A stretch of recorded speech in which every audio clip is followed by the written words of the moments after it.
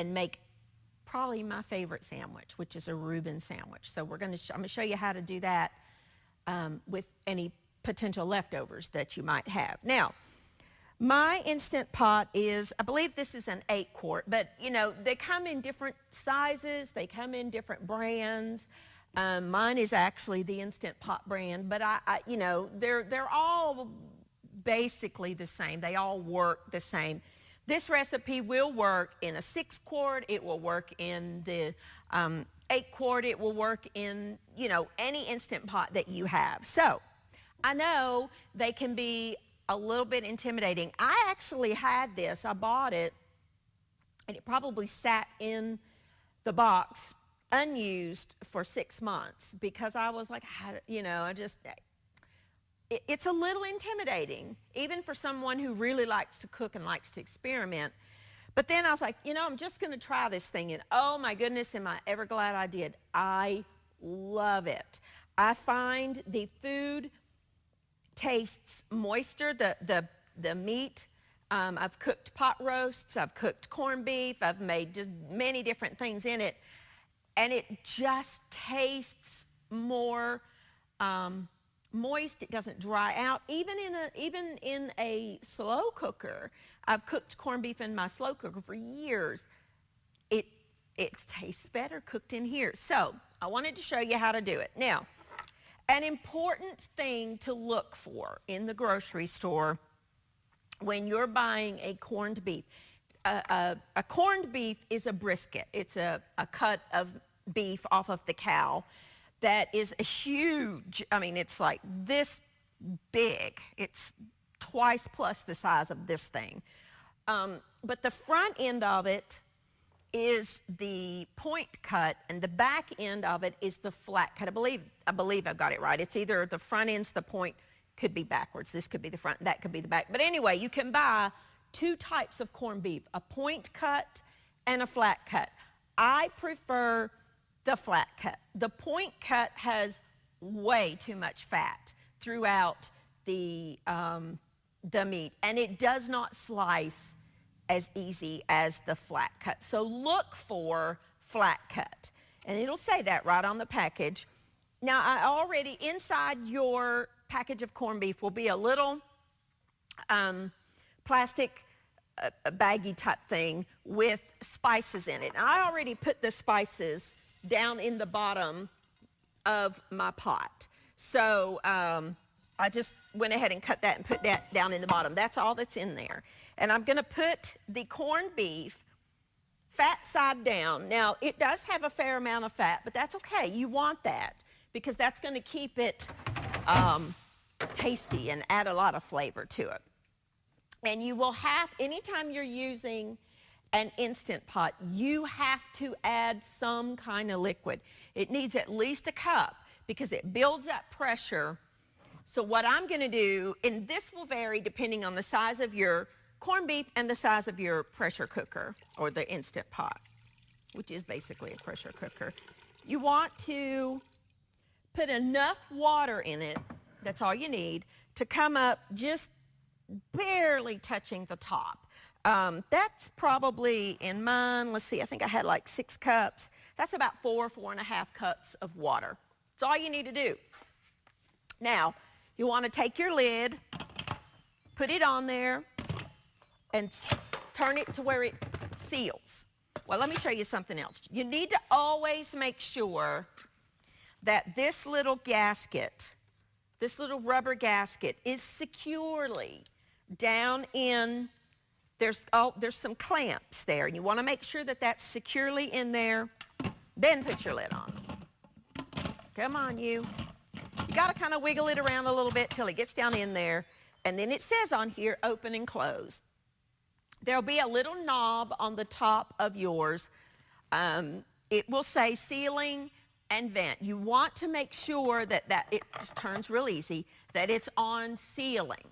Now, I find, and I think what is the most confusing to people are all these little, you know, my particular one has a button for soup, has a button for meat, cake, eggs, saute, slow cook, steam, pour, and so on and so on. I don't do any of those. I have used the saute. That's the only one I've used. What I do use is the manual button. So what you want to do is push the manual button, and this particular cut of corned beef takes approximately 90 minutes to an hour and 15 minutes. I'm going to go about 1 hour and 12 minutes or so. And that's all you got to do. Mine was preset because I already had it preset. It will automatically default to the last setting you had. But there's a plus and a minus button to change your time, either subtract it or add it. That's all you need to do. That's it. So this is now going to build up pressure. Make sure it's on sealing. This little button here will rise. This will count down. The beauty of this is once it stops timing, it will automatically go into warm mode. So you can really, truly just kind of set it and forget it, so to speak. It's done. Doesn't heat up the house, you don't have to do anything else. Just let it go. It's a wonderful, wonderful appliance, and we're going to be doing more meals with our Instant Pot. Now, to go alongside corned beef, I've got some Irish blood in me. My mother's family's Odell. So, you know, obviously there's some Irish in there, but you don't have to be Irish to want corned beef and cabbage. They just go hand in hand. They're delicious together. So I'm going to saute just a head of cabbage. Now, I like to saute my cabbage in a little bit of bacon. I cook cabbage many different ways. Let me get this going. I steam it. I do all kinds of stuff. So what I have here is just some bacon. And what I like to do is go ahead and chop my bacon with a good sharp knife. This knife is very sharp. Fingers tucked under. Cut your bacon up. And then put it in your pan. You will want a pan that has a lid with it. I know, you know, a lot of skillets and saute pans don't come with lids, so you can pick up universal lids if you need to. And I have a couple of those that I use for skillets and things like that. Let me cut that piece a little bit more. So what I'm going to do is just brown this bacon. I'm going to cook the bacon in the skillet. That's all I'm going to do at this point. I'm going to take a quick break, clean up here. When I come back, we will chop the cabbage, get it in the skillet, and we'll check on our corned beef. I'll be back in just a minute.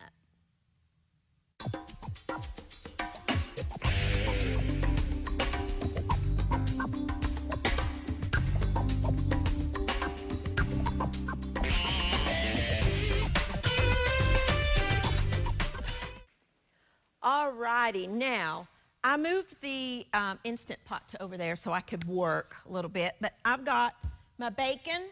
It's browning up real nice. I just put a little splatter guard on it so it wouldn't make such a mess. I just leave the bacon in there and the drippings, and I've got one head of cabbage here that I'm going to cut in half if I can. Okay.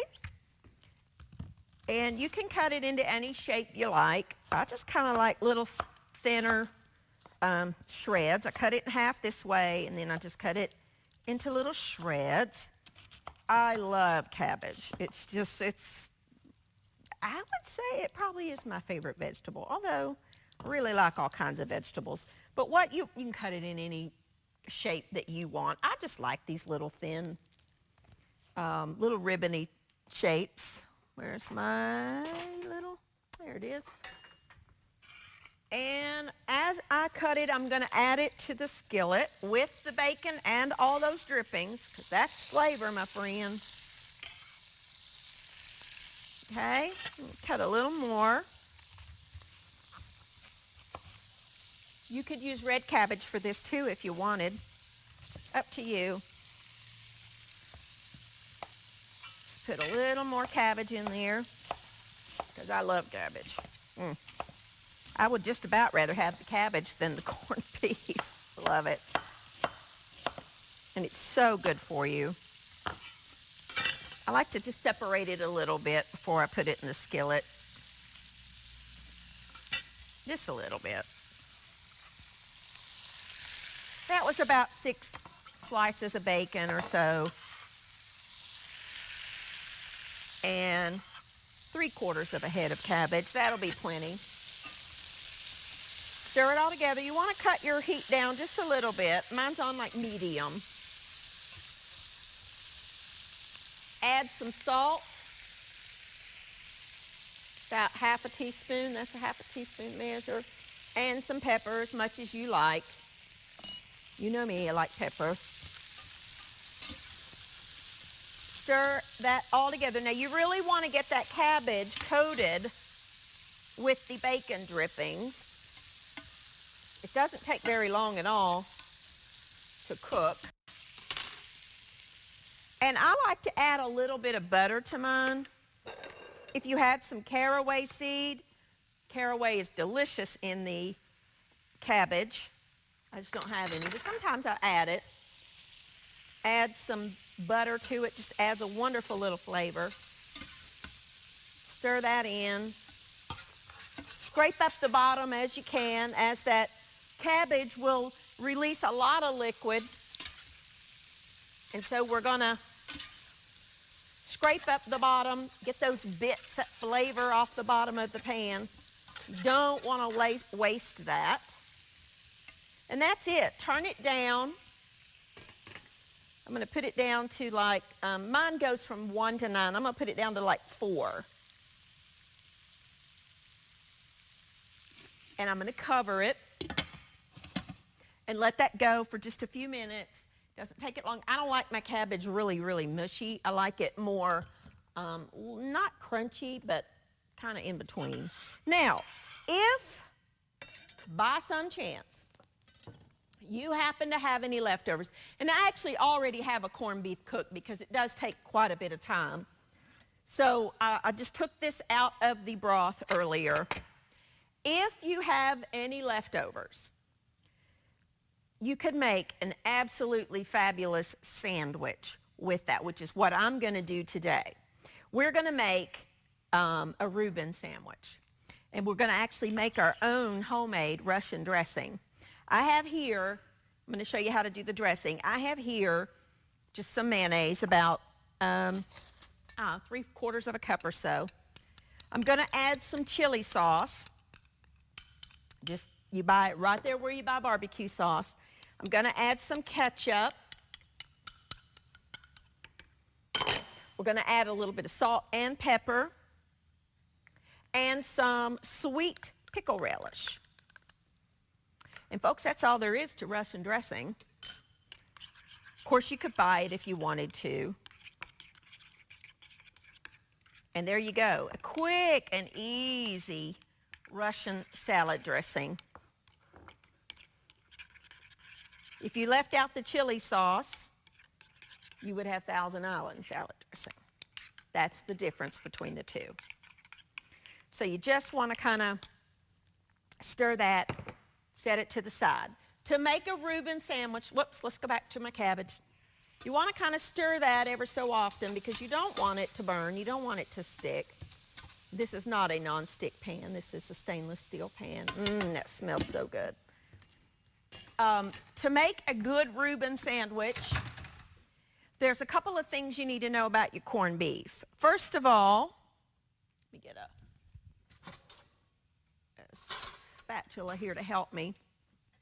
Corned beef has a very, very distinctive, now I like to turn mine over and I like to scrape off that fat layer. It has quite a thick fat cap. Just scrape it off and discard that, the fat cap. But you want to leave it on while you're cooking because that will render and make that corned beef even more moist and delicious. Now, if you will notice, this corned beef has a very, very distinctive grain. You can visibly see it. It just runs like this. You want to cut it the opposite.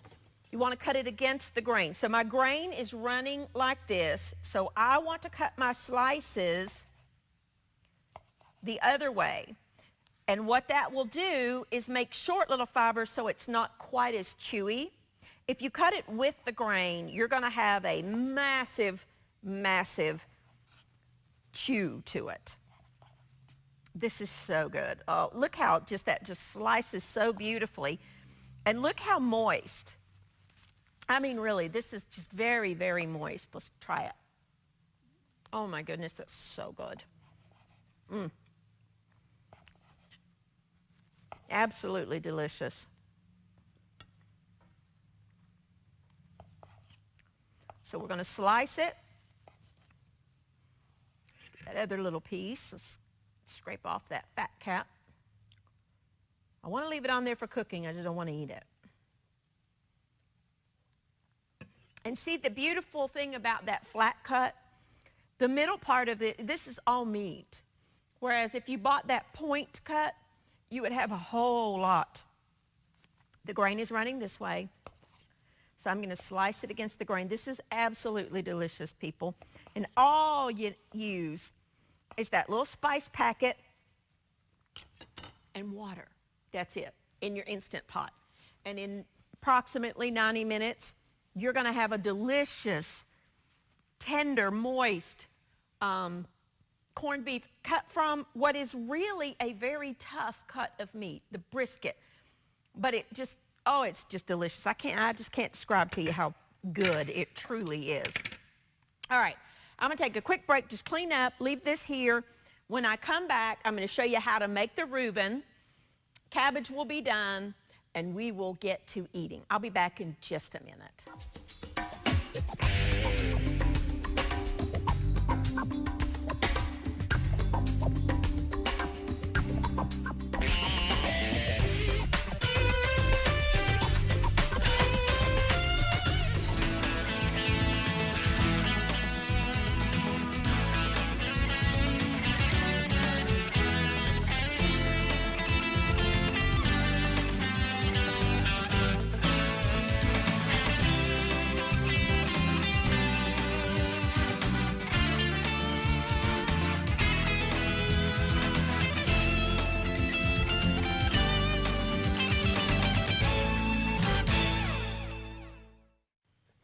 Alrighty, now I'm going to show you how to make the most delicious sandwich, the way that I like it.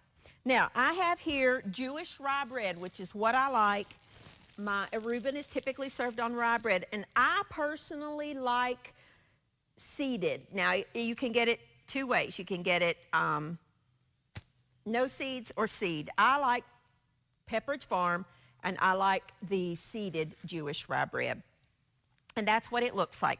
I'm going to make mine in a panini press because I have one. If you don't have a panini press, you can make this just like you make a grilled cheese sandwich. The same process, only you're going to put it in a skillet, let that side brown, flip it over, let that side brown, and the cheese melt, just like you would make a grilled cheese sandwich. But because I have a panini press, I'm going to make mine in a panini press. I like to take some softened butter, just a little bit, on the outside of the bread. It's going to go like that, so I'm going to put it on this side. Because if you turn it over, they don't match up as good. I don't know if you know that or not, but you do need to think about those things when you're making a sandwich. Okay, I'm going to open up my panini press.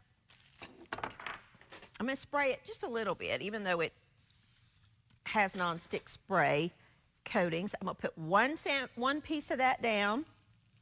I'm going to put a piece of Swiss cheese. Kind of tear it a little bit. One piece of Swiss cheese. Some of my corned beef. It's okay if it breaks apart. That's okay. Then I'm going to put what is probably one of my favorite parts of this whole sandwich, and that is sauerkraut. I personally don't put dressing on my sandwiches, but I know most people do. So if you were going to put dressing on your sandwich, I would have put it down below my corned beef. And then another piece, or you could put it on this side of your bread. A piece or two more of Swiss cheese. Oh, so good. My mouth is watering. And then your other piece of bread, and shut your little panini press down. Now, the thing I like about the panini press is that it cooks both sides at the same time. There's a little hinge on the back that lets it, adjust to the height of your sandwich. Oh, yum. Just take some in. I'm going to scoot it back just a little bit. Okay, we're just going to let that go. Now, let me show you how to do one if you were putting the dressing on there. Let's just do that. So most people do like dressing on theirs. I don't. I think it takes away from the flavor of the corned beef, but that's just me. I like to put a little butter on the outside to help it crisp up and brown in your panini press.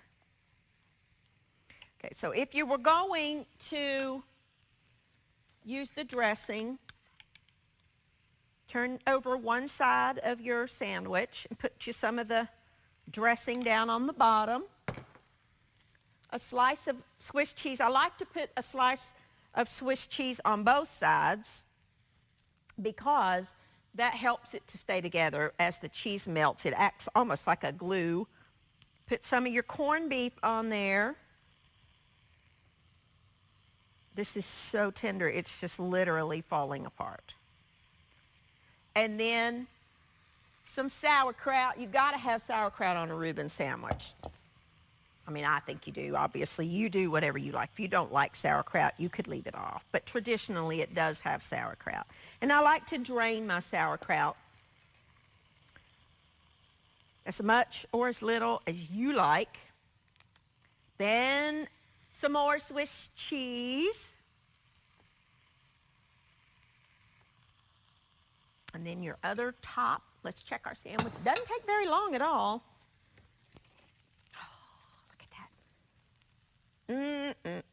My cheese is melted. Oh, I can't wait. I can't wait. I'm going to put this one on. The thing I like about the panini press is it cooks both sides at the same time. So it's very fast. Very handy little machine. You could cook chicken breasts in here, like boneless, skinless chicken breasts or thighs. You could cook a multitude of things in your panini press. I saw a program the other day where somebody had a little bit of a bigger one, and they actually cooked a spatchcocked Cornish hen in there, in the panini press. I was like, wow, I never thought about doing that. But I want to show you, I'm funny about sandwiches. Sandwiches have to be cut on the diagonal. I don't know why, but in my mind, they got to be cut on the diagonal. And so there is a delicious, look at that, gooey, melted, absolutely perfect Reuben sandwich. And we got to taste it. Oh.